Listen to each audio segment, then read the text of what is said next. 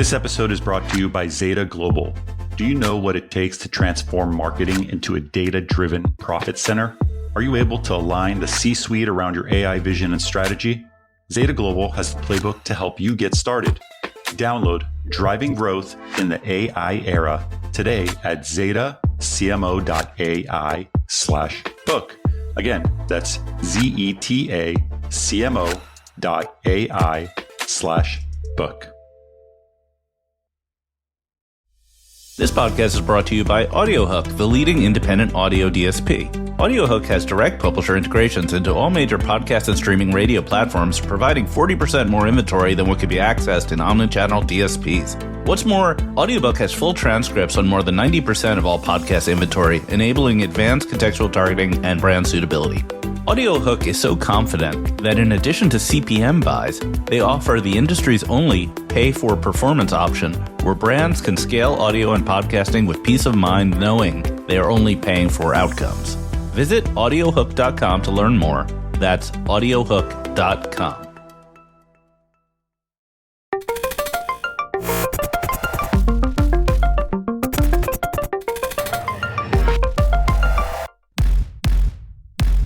Welcome to the Marketecture Podcast. I'm Ari Paparo. This week, Eric Franchi is on vacation, and he chose quite a week to go on vacation. We have a lot of news, but we're going to do a very special episode this week. So we have two really meaty, exciting conversations.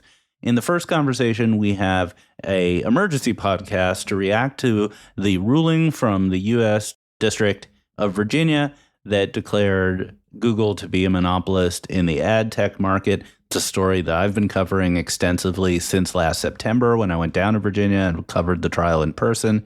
So we have Chapell, who writes the Monopoly Report, and Arielle Garcia from Check My Ads. We're going to talk about the ruling, what we saw in it, what's coming next, and our predictions for whether there will be a spin out of the Google assets. Then we have a regular scheduled guest who's also in the news. It's Mark Zagorski, the CEO of DoubleVerify. So DoubleVerify has been the subject of much writing and speculation. They've been in a bit of a war of words with critics like Analytics. They're also in a lot of competitive pressure from new AI startups like Scope 3. And lastly, they've been moving. They acquired Rockabox. They acquired Sybid. So having Mark on here to talk about all those issues and have a really frank conversation should be really interesting. So this is a pretty blockbuster episode. Eric will be back next week, and we'll do our usual refresh news. But for now, you've got a double episode of really timely, interesting content. So I hope you enjoy it. All right, we have the emergency pod. Get the sirens blaring and the emoji warmed up. We're here to talk about the ruling in the Google ad tech trial case that we've all been waiting for. I have Chapell from the Monopoly Report and Arielle Garcia from Check My Ads. Thank you both for being here on such short notice. Great to be here. Excited to be here. Let's do hot takes first. Like, what's your quick reaction? Arielle first. All of the times that Google's pro-competitive justification arguments were called pretextual, like, that made my day. Specifically, like all of the, I think back to my bingo cards of like spam, fraud, safety, etc., and having the judge outright say that that was pretext was the highlight. All right, Alan? I would agree with that. For me, the big takeaway here is I don't know if there's any huge surprise coming out of this. I don't know. Did you feel differently? Yeah, my hot take is this is right up the middle. What I predicted, what many people who were observers of the case predicted, that the ad server and AdX were clearly monopolistic, and the ad network or Google AdWords was kind of a weird extra in the case. It didn't make a lot of sense, and that's what the judge found as well. I'm going to challenge that briefly. I remember we talked about this every couple of days at trial, but I still think that the ad network piece served an important narrative component, and the judge did include in this decision the note about the search dominance lending itself to amassing all of that unique advertiser demand. That's, to me, like, it was more of a narrative purpose of including the advertiser ad network. It was obviously very much a sell side case. Yeah, I agree with you. It seemed like it was tactical, where if they didn't include the ad network, they wouldn't have been able to talk about it. So they had to include it as a claim, even though the claim was weak. Yeah, I would agree with that. So why'd this take so long? Does anyone know? Because we all expected this back in December or January, and we also thought there would be remedies in the finding, but it took 3.5 months past the judge's self-imposed deadline, and there's no talk of remedies. Does anyone know anything? Yeah, I mean, Arielle, you and I have talked about the conspiracy kitty, theory that there was some big settlement taking place or some discussion taking place across multiple entities. I mean, heck, we even have to add Canada now into the mix. But everybody that I've talked to that has a lot of, direct knowledge on how the court system works specific to that circuit, even with the rocket docket, said that that's just not possible. So it just may be that the judge wanted to get things right and had a couple of other things on her plate. I think it could literally be as simple as Judge Brinkema had other cases. So I feel like, and then, you read through the decision and you're like, wow, the amount of detail that was captured. So I think all of us are a little bit impatient unfairly because I can't even imagine what it would have been like to write this decision. Yeah, it's like 120 pages, and they're dense pages. Every sentence has multiple footnotes, it seems. Yeah, the thing about the delay, some people were speculating that Judge Brinkema might be ill. So we know that like Megan Gray, friend of the podcast, went to her office just to look through the window, and she saw that Judge Brinkema was thankfully very hale and healthy. But enough of the armchair quarterbacking. Let's go through what the actual ruling says.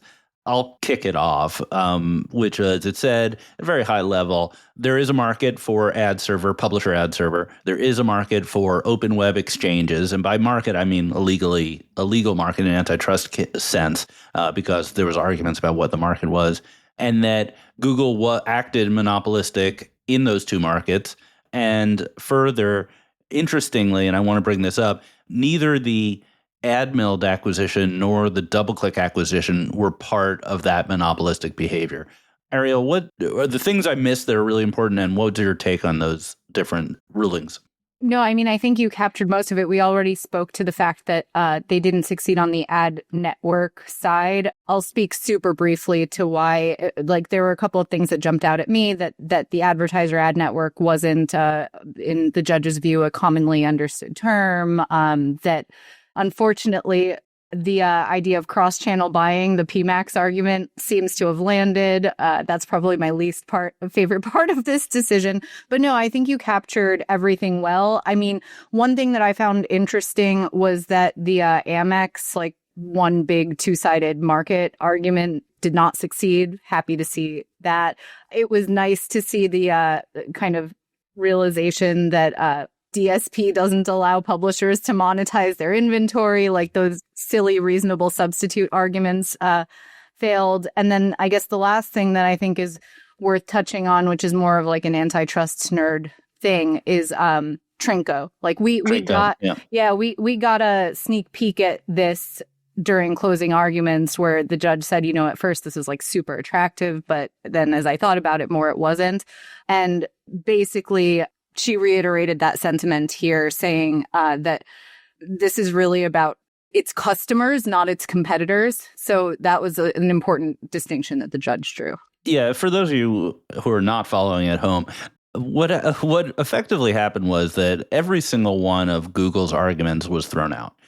Even though they didn't lose on all points of the case, the points they lost on were just factually disputed, like that AdMeld was a monopolistic activity. But Google's arguments in the case that the market was defined in a way that was too narrow was totally rejected by the judge. The argument that the transactions had to be evaluated both buy and sell side, that's the Amex case, and that you couldn't just look at the publisher ad server as one piece, totally rejected that argument.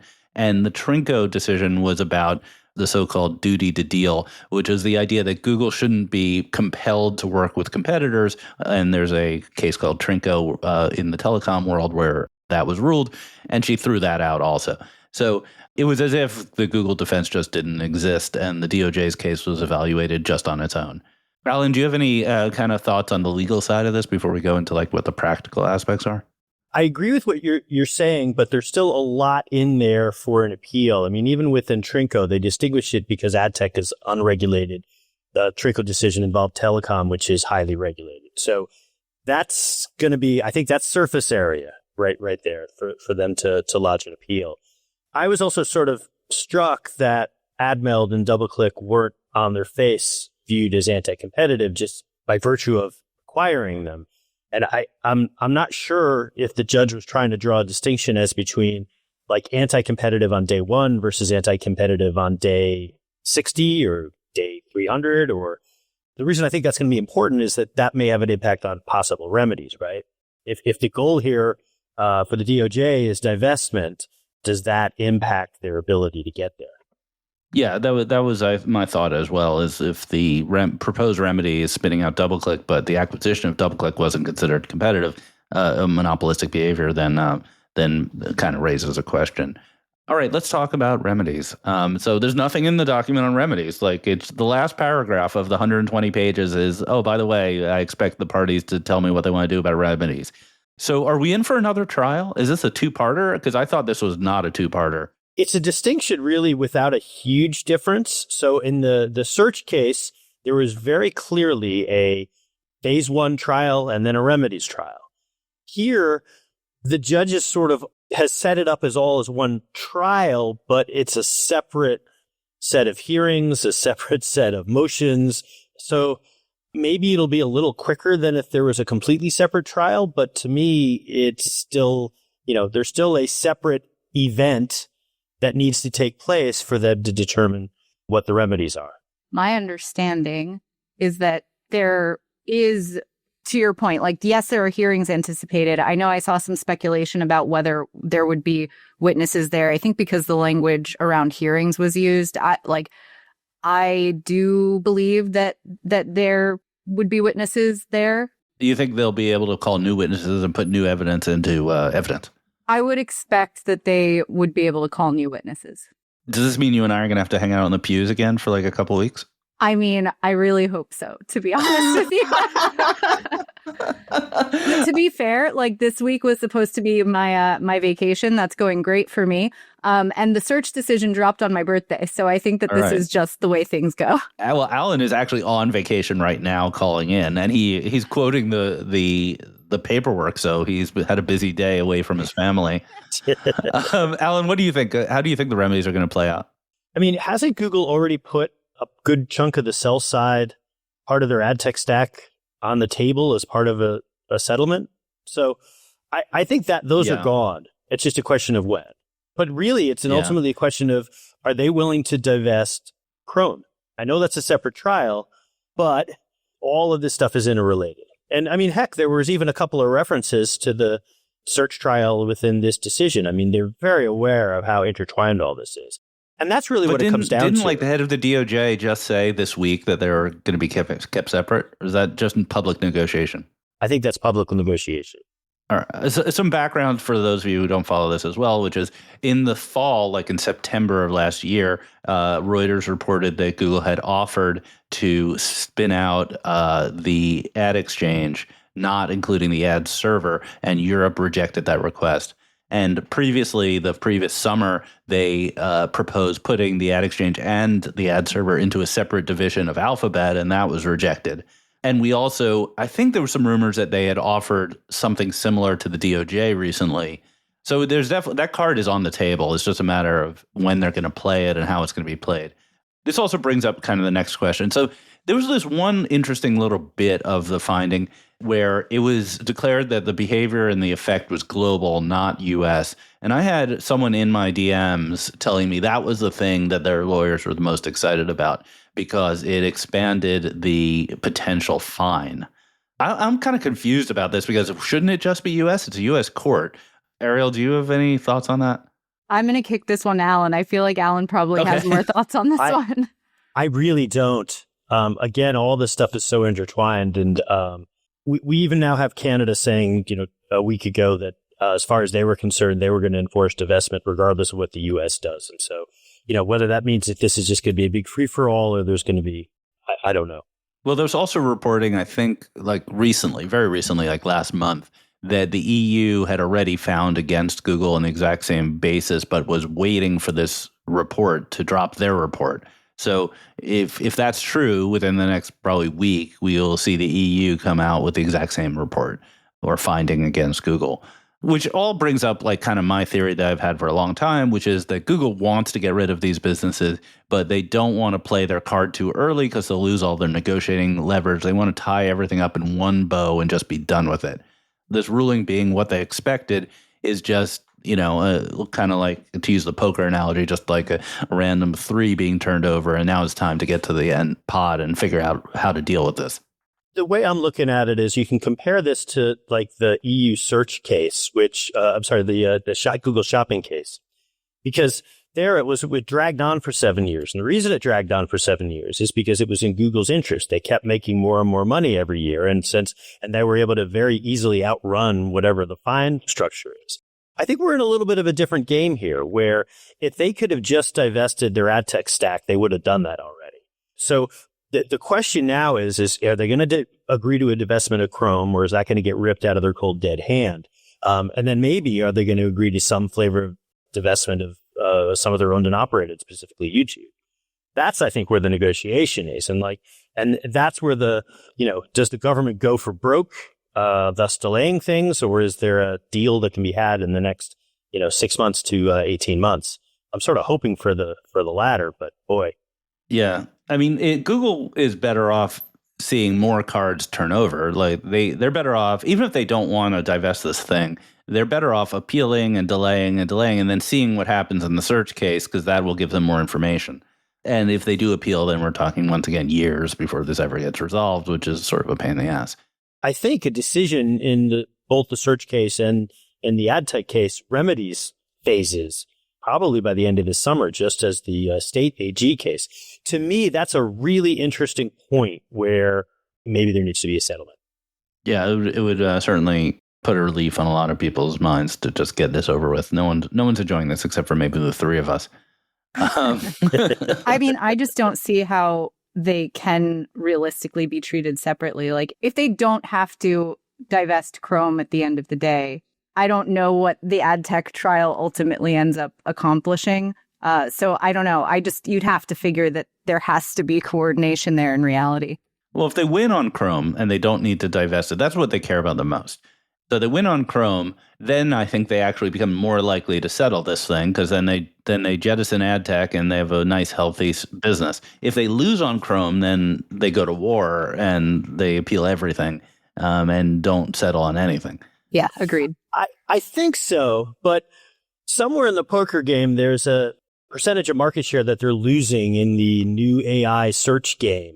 That their hands are being tied, and so at what point do they say, you know what, let's cut our losses and make it the best deal we can? Yeah, the thing that really decides these cases is having a new CEO, and until they have a new CEO, or they pay off $1 billion to Donald Trump and his family, this doesn't get resolved. That's just my very, very cynical point of view. I agree with you. And look, we can never say never with the current administration, but it really is starting to look like Google and Meta are the proverbial odd men out here in terms of just support politically. Outside of the specific administration, the support that both those companies have is not what their CEOs want. Maybe they can buy their way out of it, but it's starting to look like that's going to become really hard. Any final predictions? Will anything meaningful happen on this? Well, let's go with final predictions on what the remedies side will be in this trial. Arielle, what do you think the remedies are going to be decided? I think it is going to be a divestiture of both the ad exchange and the ad server. There's obviously going to be behavioral remedies too, but I think what I'm most interested in is the divestiture piece, and I do think it'll be both. Alan? Agree on the divestiture. There's going to be behavioral remedies. Google will figure out how to make that into a bit of a circus to the point where they're entirely meaningless. You may have a little more optimism on that than I do, Eric, because maybe there's a way that they can open up some of their pipes on the demand side, and that could be sort of forced without it being a complete farce. But I think spin out.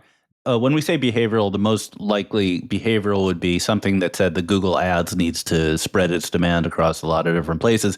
But Google will always want a loophole that they have the option to not put their demand anywhere. And I think that one of the booby traps here is that they may just stop bidding on open web entirely, which would screw everybody and would make the divested AdX worth nothing. So those are some booby traps there. I think one thing that neither of you mentioned is a very, very large fine. I think there may be like a, 10, I don't know how many figures. I was about to try to do figures, like a $10 billion fine that's put into some subsidized publishers in the media forever kind of thing. Like the Ford Foundation for Journalism or something like that. I think that's the wish list of a lot of the publishers involved. The other alternative, which I know some people have said, like Richard Kramer has said, like is spin out the ad server to a nonprofit or a B Corp, because otherwise its abuses will naturally come back in someone else's ownership. I don't think that's likely, but it's an interesting twist. I guess my take is $10 billion in terms of the amount relative to everything else. And also, I have a hard time seeing a Republican administration sanctioning the government bailout of journalism, the news industry. Yeah, give it all to Newsmax. Just on the 10 billion number, I want to just throw out my math, which is, one of the big accusations is that AdX charges too much. It charges 20%. And the expert witness for the DOJ said the correct rate should be closer to 16%. So you could do some math. That's a 4% overcharge. And AdX's total gross volume is around $10 billion. So that's a $400 million a year overcharge on the industry. So 10 billion doesn't sound too big to me, and just, ballpark. All right, let's call it there. There'll be a lot more on this. I imagine Alan will write about it next week in the Monopoly Report. I'm going to be on it. A lot more coming. Arielle, you're a very busy person. I'm sure you'll be talking about it. Go to check my ads for all the documents and latest on the DOJ and the whole case. Thank you, Arielle and Alan, for being here on very short notice. This podcast is brought to you by JWP Kinetics. JWP provides the technology that manages and delivers video, maximizes visitor engagement, and monetizes it through positive ad experiences. Find out more about how JWP Kinetics can help your company achieve results at jwplayer.com. That's jwplayer.com. All right, and I'm here with Mark Zagorski, the CEO of DoubleVerify. Mark, thank you for being here. Absolutely. Thanks for having me, Ari. Your ears have been ringing. Your name's in the media a little bit here and there. It's a nice quiet time to be CEO of a public company. Yeah, this is what I always dreamed of. When people ask me how I'm doing, I'm like, living the dream, man. This is what I wanted. No, look, it's an interesting time, and it's something that comes with the gig, right? We're a large public company, which means we're super transparent on a lot of different fronts. And we occupy a role in the ecosystem, which people love to hate. Which is if you're someone who doesn't like what we say about your content or context, you're going to hate us. And if you're somebody who feels that we're being too prohibitive or not prohibitive enough, there's kind of a no-win situation. So, but that's why we get paid, and that's what we do. When you're watching a sports event like the NFL, are you rooting for the refs? I feel for them. That's compassion. I've become much more compassionate about the ref situation. But also, look, I've been a player too, right? I've been on both sides of this equation, so I know what it's like to be a player. I think the best refs have always been players, right? All right. So let's talk about your philosophy on this stuff. I think it's fair to say that no ref can be perfect. No measurement is perfect. At DoubleVerify, how do you think about this problem of missing stuff or having the wrong information at some times, and how the critics may jump on that? Yeah, I mean, look, the reality of it is, our drive is to always act in the best interests of our customers, right? And when we talk about doing that, it's the best interest of the customers at scale.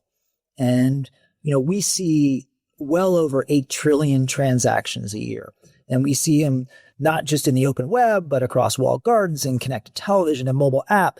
So there's a lot of places for us to dig up. And we're doing that in a universe where people and players are actively trying to do bad stuff to get around us, right? I mean, it's different than in a game, people are just trying to win, right? And they're trying to move the ball down the field, but they're not trying to cheat. It's not always the case. Well, I mean, New England Patriots. Yeah, it depends on who you're rooting for. Right?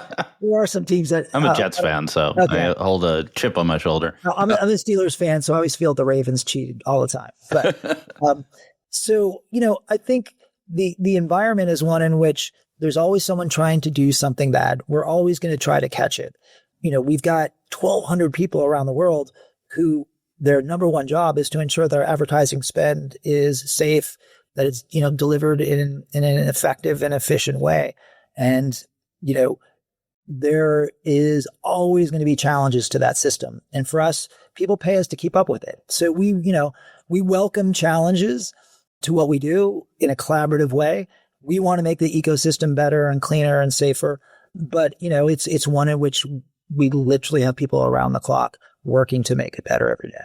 Yeah, you have adversaries, which are bad publishers looking to get advertising money, bad ad tech companies, scammers in Eastern Europe or wherever. I don't want to disparage Eastern Europe, but that tends to be the situation. But you also have... Poland, never my people. It's never Poland? Okay. The Polish are the best at ad tech. It's only those people in Crete who we have to watch out for. But you also have critics, aggressive critics, who are not trying to scam anybody. They're trying to poke holes in your methodology, potentially represent other interests than what you'd like to deal with. So I want to spend a little time on Analytics because they're the kind of primary critic lately. And Christoph from Analytics was on this show and talking pretty earnestly about what he does, how he does it, and why he does it. I'd like to start out with, what is your reaction to the work of Analytics and Christoph? Look, I mean, we look at everyone in the ecosystem as playing a role, and Analytics plays a role. They're a commercial company, a consulting business who is looking to garner business. They're growing their business. And if they can do so by going after the players that are well established and looking for flaws in the system, I mean, that is their prerogative to do so. But what's not a prerogative is actually misstatements and misrepresentations and sampling, because, that's not going to make the system better. That's not going to make advertisers, more confident in the ecosystem. Do you think they're wrong on the facts and or wrong on the method, on the way they announce the facts? I would say a little bit of both. I mean, okay. If you just look at the recent MRC statement that came out regarding the last report. That was interesting. So tell me about how that came about. So the MRC issued a statement sort of poking holes. Well, you could characterize it, but essentially taking your side in the latest dispute where Analytics claimed that DoubleVerify and others were ignoring known bots, meaning like declared bots, kind of the lowest hanging fruit, the easiest thing to block in the world. So if you want to comment first on that allegation and your point of view on it, and second, how the MRC statement came about, that would be great. Yeah, I mean, look, our POV on that is pretty straightforward. It's on our website. You can go there and look at it.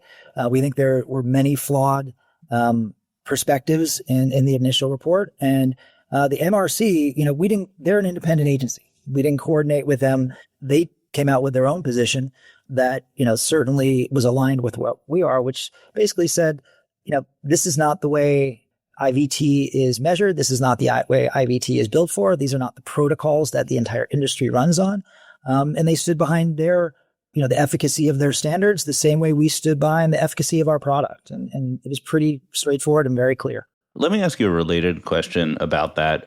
One of the things that sometimes comes up is this idea that the claim is that no money was spent on this traffic. And I find it a little bit hard to back up that claim because, and this is really a business model question, is that if DoubleVerify, let's say, shows a report that there was some bad traffic in a given campaign, it's not necessarily one for one that money isn't paid to the media owner. It has to be negotiated by the client of DoubleVerify and the media owner. Is that accurate, my understanding? That, like, assuming that if DoubleVerify flags something, but the ad still shows that it's not paid for, it seems like a bit of a leap.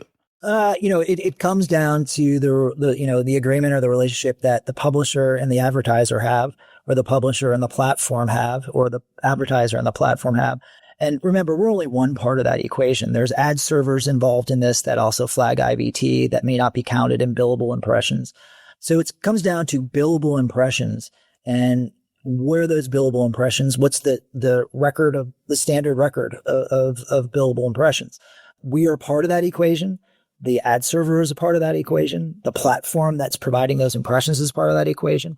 But by protocol, billable impressions, we do not include those in our billable impressions, so we don't charge for them. And those impressions should not be included in the billable impressions of either the ad server or the platform that's part of that equation.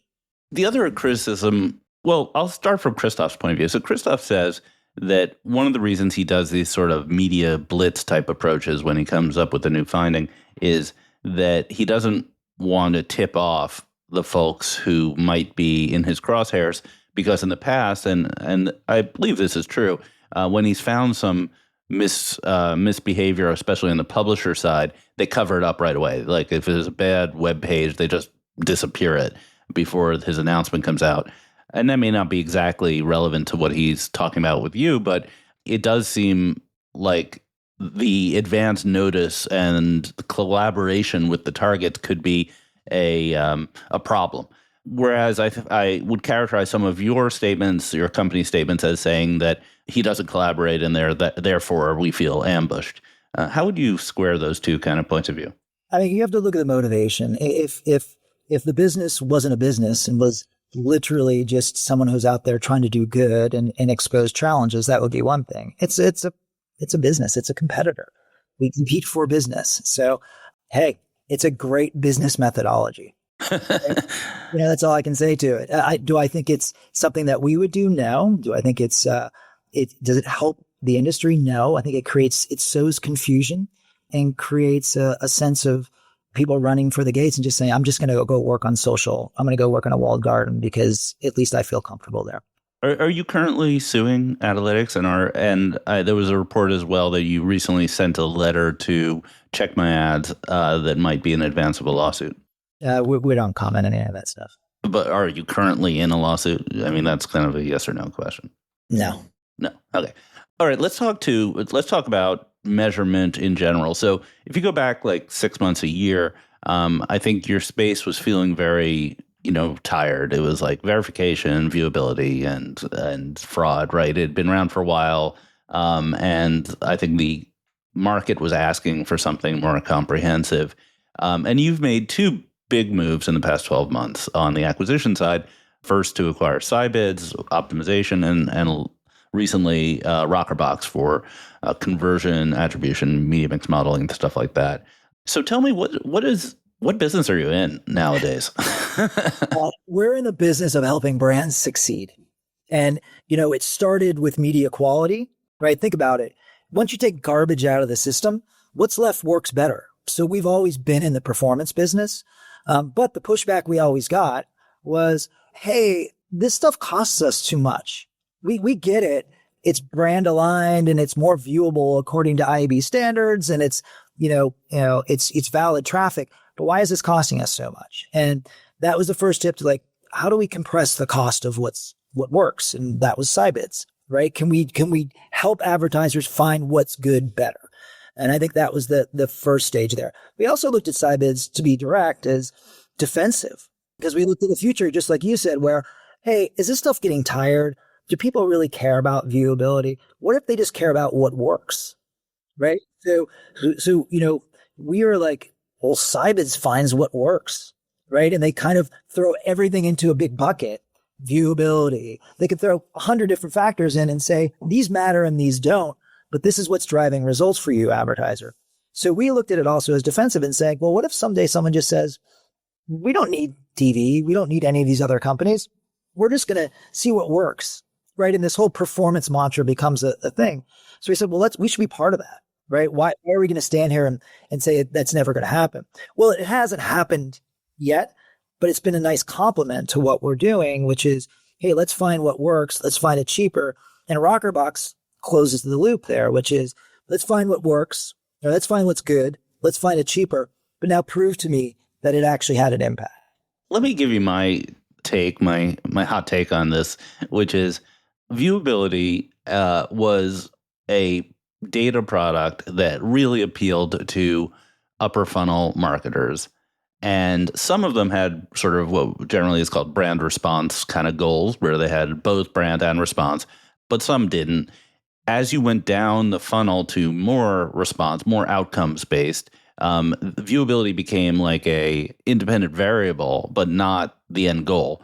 And so Sybids and Rockerbox take you into different kinds of, not necessarily different advertisers, but certainly different goals and different strategies. 1000%. That's part of the equation, which is, first off, every brand advertiser has a KPI, right? So Diageo is a big Sybids partner, and, they're selling liquor. They're selling liquor brands, right? But their KPI is about moving bottles off the shelf, right? So they are a brand advertiser, but has a real KPI on moving product. So I think every brand advertiser is becoming a performance advertiser for sure. But we've also seen this whole movement towards black boxes, right? And on all the major platforms, which is like, hey, just give us your money and we'll make it work for you, no matter who you are, Mr. Advertiser. And, that's a challenge. Like we're trying to create a more transparent way for advertisers to drive that performance and measure it and do it cross-platform. And I think that's the take, because we are still outside of that equation. We don't make money off media. We're not buying and selling media, right? So can there be an independent arbiter, not just of quality where the business started, but of performance as well? And I think that's where we're headed. So the criticism of grading your own homework is a little subtle here, right? So when Rockerbox acquisition was announced, there were definitely some chirps out there saying, grading your own homework. And the rationale for that criticism is effectively that the original DoubleVerify products were evaluating whether media was good or not, and allowing targeting or not. And now you're saying, well, our targeting, our pre-bid targeting was so good that it produced better results, so you should buy more of it.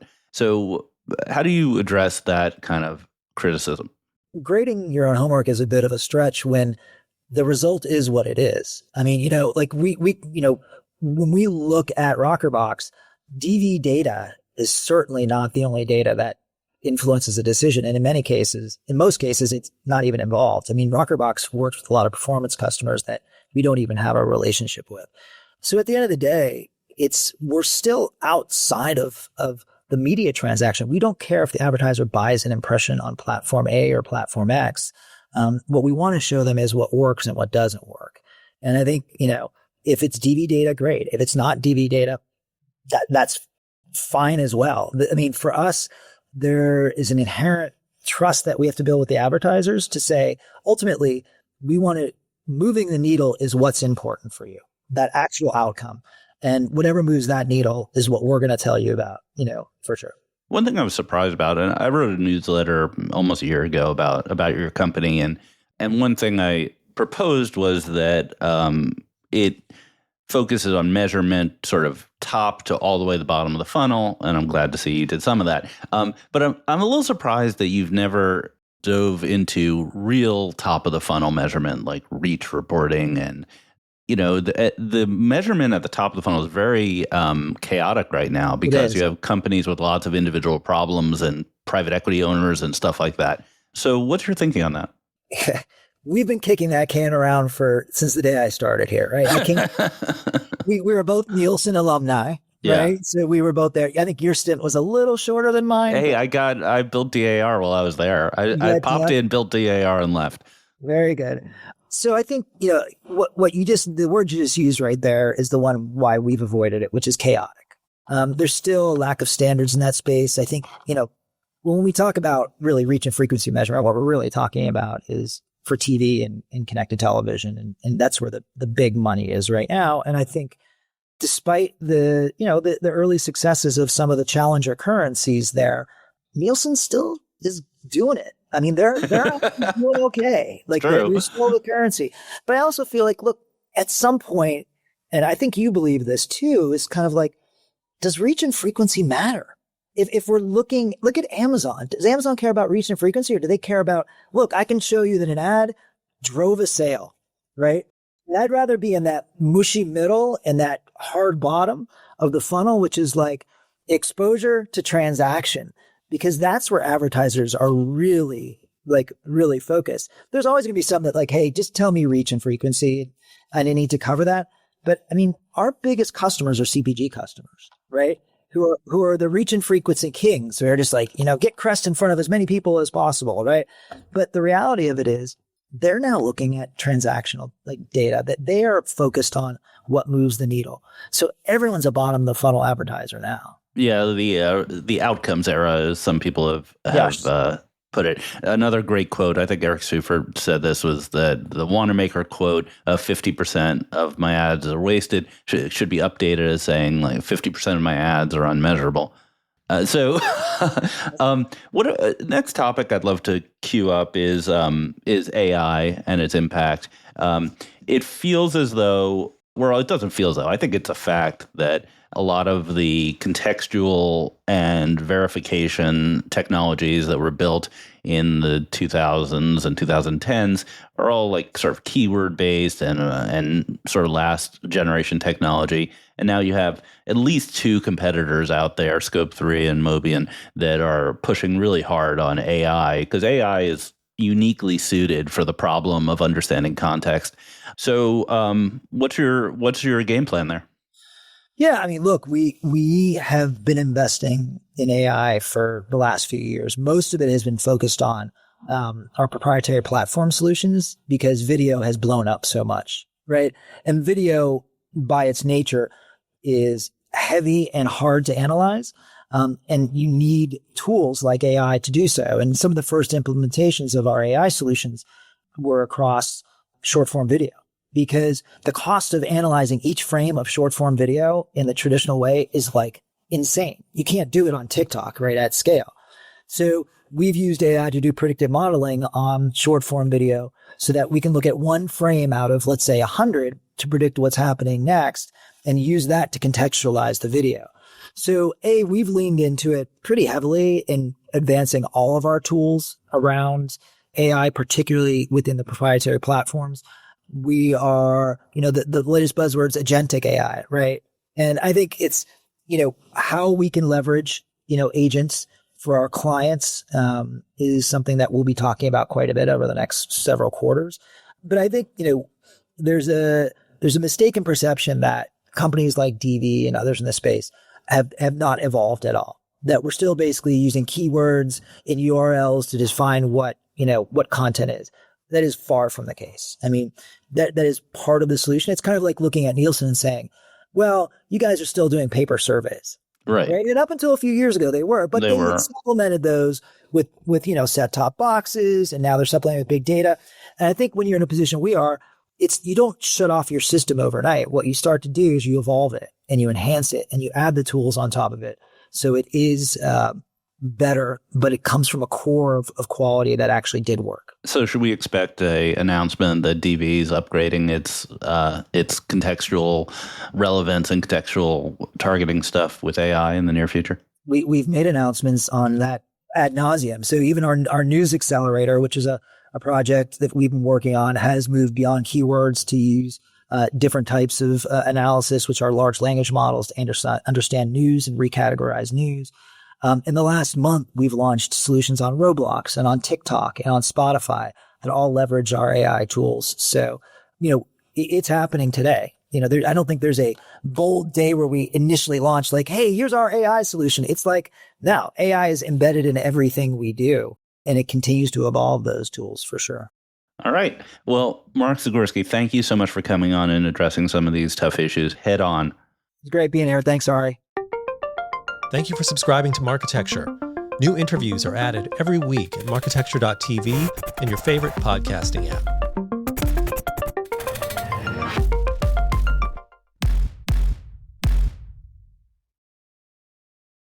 Thank you for listening to the Marketecture podcast. New episodes come out every Friday, and an insightful vendor interview is published each Monday.